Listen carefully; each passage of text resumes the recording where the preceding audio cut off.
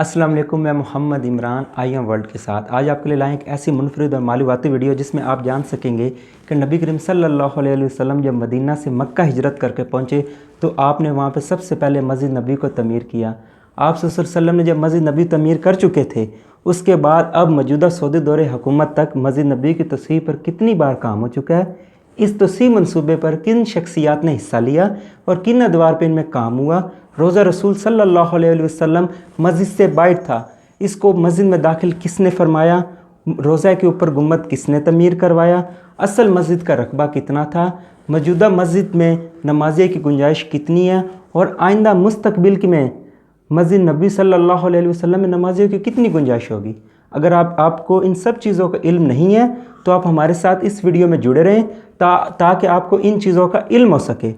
اگر آپ ہمارے چینل پہ نئے ہیں تو پلیز ہمارے چینل کو سبسکرائب کر دیں اور پاس دیے گئے بیل کے آئیکن کو دبا دیں تاکہ ہماری ہر آنے والی نئی ویڈیو آپ تک پہنچتی رہیں۔ آئیں چلتے ہیں ویڈیو کی جانب۔ 622 عیسوی بمطابق یکم ہجری ہجرت مدینہ کے بعد نبی کریم صلی اللہ علیہ وسلم نے خود مسجد نبوی تعمیر فرمائی۔ مسجد کی لمبائی 35 میٹر اور چوڑائی 30 میٹر تھی۔ اس طرح اصل رقبہ 1050 مربع میٹر پر مشتمل تھا۔ یہ جگہ 2 یتیم بچوں کی تھی، انہوں نے خوشی سے مسجد کے لیے وقف کی، لیکن نبی کریم صلی اللہ علیہ وسلم نے ہدیہ ادا کیا۔ اس ہدیہ کی رقم حضرت ابو ایوب انصاری رضی اللہ عنہ نے ادا کی۔ مسجد کا رخ قبلہ اول کی جانب تھا۔ چھت کو کھجور کے تنوں سے سہارا دیا گیا جس کی بلندی 11.8 فٹ تھی۔ مسجد 3 دروازوں پر مشتمل تھی، باب رحمت، باب جبریل اور تیسرا دروازہ باب النساء، جہاں سے خواتین مسجد میں داخل ہوتی تھی۔ نبی کریم صلی اللہ علیہ وسلم نے اپنے والد حضرت عبداللہ کے نیزے کی نوک کو استعمال کرتے ہوئے مسجد کی حد کو نشان زد کیا۔ مسجد کی ایک سائڈ پہ حضور کریم صلی اللہ علیہ وسلم کی 2 ازواج محترمات عائشہ بنت ابی بکر اور سودہ بنت زمع کے 2 الگ حجرے بنائے گئے۔ مسجد نبوی کی پہلی تصحیح 629 عیسوی بمطابق 7 ہجری مسجد نبوی کی پہلی تصحیح جنگ خیبر کے فوراً بعد ہوئی۔ چوڑائی 20 میٹر اور لمبائی 15 میٹر بڑھائی گئی۔ نئے طول و عرض 50x50 میٹر بن گئی۔ اس مسجد کا رخ خانہ کعبہ کی طرف تھا۔ یہ تصحیح نبی کریم صلی اللہ علیہ وسلم کے زمانہ میں ہوئی۔ اسی زمانے میں رسول کریم صلی اللہ علیہ وسلم کے ایک صحابی تمیم الداری شام سے تیل کا چراغ لے کر آئے اور اسے مسجد کو روشن کرنے کے لیے استعمال کیا جانے لگا۔ الداری کی کمیونٹی کے لیے خدمات کی وجہ سے نبی اکرم صلی اللہ علیہ وسلم نے ان کی تعریف کی تھی۔ 639 عیسوی مسجد نبوی کی دوسری تصحیح خلیفہ عمر بن خطاب کے زمانے میں رسول اکرم صلی اللہ علیہ وسلم کے بعد پہلی تصحیح 17 ہجری میں شروع ہوئی۔ خلیفہ ابو بکر نے مسجد کی تصحیح پر کام نہیں کیا کیونکہ وہ ردہ کی جنگوں میں مصروف تھے۔ لوگوں نے خلیفہ سے مسجد کی تصحیح کی درخواست کی کیونکہ مسلمانوں کی آبادی کافی بڑھ گئی تھی۔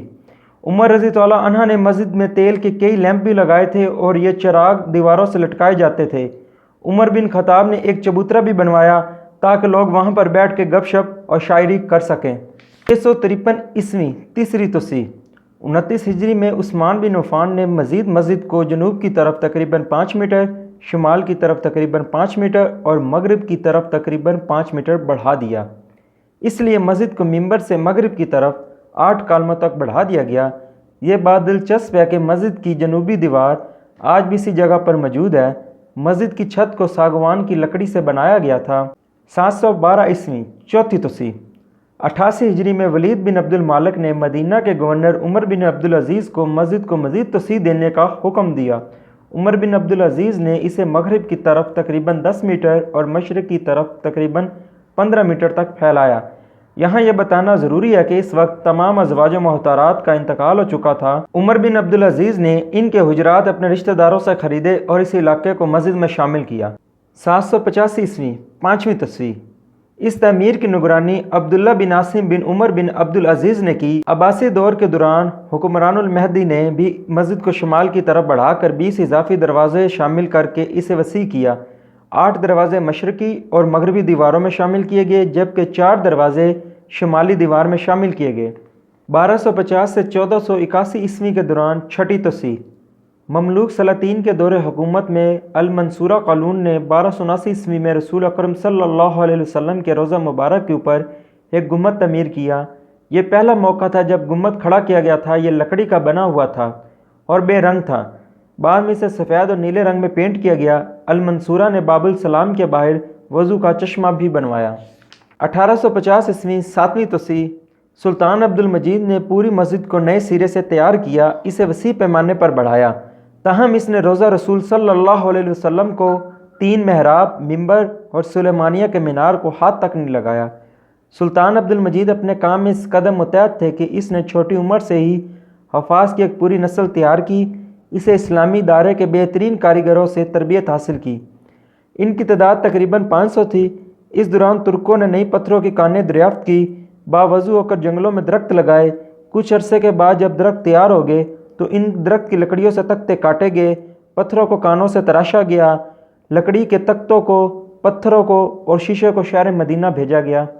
ادب و احترام کا اس قدر خیال رکھا گیا کہ شہر سے باہر ایک بستی آباد کی گئی تاکہ شور سے مدینہ کا ماحول خراب نہ ہو سکے۔ اگر کسی پتھر یا لکڑی کو کاٹنا ہوتا تو وہاں لایا جاتا، اسے تراش کر کے پھر مسجد کی تعمیر میں استعمال کیا جاتا۔ یہ کام 15 سال تک چلتا رہا۔ دنیا بھر میں اس کی محبت کی مثال نہیں ملتی، نہ کبھی اس سے پہلے اس محبت و احترام سے توسیع کی گئی، نہ ہی آئندہ ایسی محبت و احترام سے توسیع ہو سکتی ہے۔ 1948 عیسوی 8ویں اور سعودی حکومت کی پہلی توسیع شاہ عبدالعزیز السعود نے مسجد نبوی کی پہلی توسیع کے لیے کمیشن جاری کیا اور 1370 ہجری میں ان کے بیٹے شاہ سعود بن عبدالعزیز نے اس کا سنگ بنیاد رکھا۔ اس منصوبے کو مکمل ہونے میں تقریباً 5 سال لگے۔ اس سے پہلے کہ عثمانی مسجد کا رقبہ دگنا ہو گیا، اس وقت تک حاضمین کی تعداد میں تیزی سے اضافہ ہوتا رہا، کیونکہ 1973 میں حاضمین کی تعداد تقریباً 1 لاکھ تھی اور اگلے 17 سالوں میں یہ تعداد 10 لاکھ تک پہنچ گئی۔ اس توسیع سے مسجد نبوی کے دروازوں کی کل تعداد 41 ہو گئی، جو کہ 11 تھی۔